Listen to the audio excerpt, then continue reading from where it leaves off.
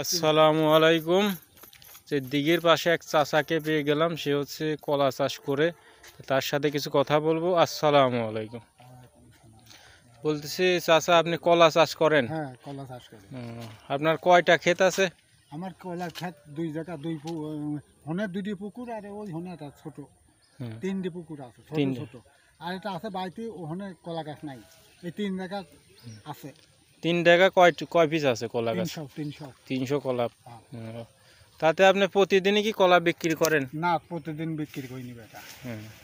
প্রতিদিন বিক্রি করিনি, যেটা আবহাওয়ার কথা কব, বেঁচেও নি, কবও না। প্রতি সপ্তাহে কি রকম বিক্রি করেন? প্রতি সপ্তাহে বাবু 3 কেজি 4 কেজি করে কাটি। দৈনিক বিক্রি তো হয় না, কাটিয়ে জায়গা দিয়ে থই, বস্তার ভিতরে দিয়ে এই করে থিয়ে দিই। পাইকে গেলে এক পাশ করে দেখা আছে এখনো 50-60 হালের মতন এখনো বাড়িতে আছে। তাতে আপনার সরি কত করে পড়ে?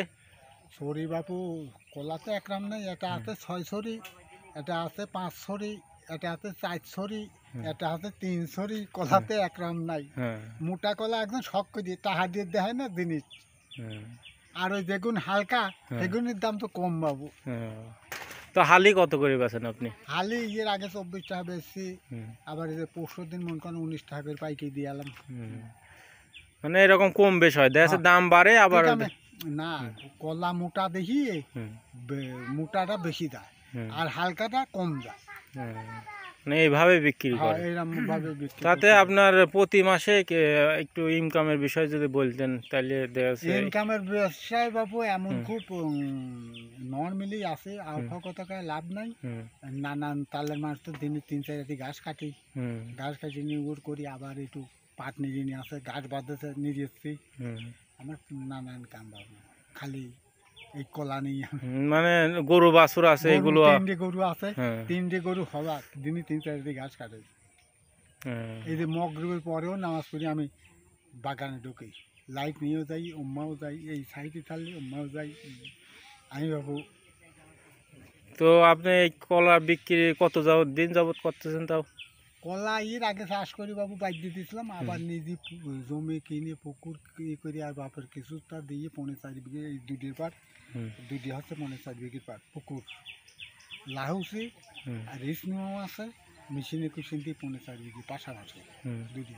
ওই বাউরি দিয়ে কলা তৈরি করে গেছে ঝড়েতে, কাইটা লয়েছে। আর যেগুন বেশি পোক্ত হয়েছিল সেগুন কাটি নিয়ে আইছি। আর কাটার একটু বাদ লয়েছে, সেগুন লয়েছে। আবার এই যে ইয়া গেলে বারে আবার এক পাশ করি কাটপনে, এইরকম করি এইভাবে বিক্রি করতে এক পাশ করি। আল্লাহ মাসা আল্লাহ মন করে যদি 300 গাছের মধ্যে 50টি বাদ দিলাম, ভাঙা টাঙা লাই বেলায় চাটা চুটিও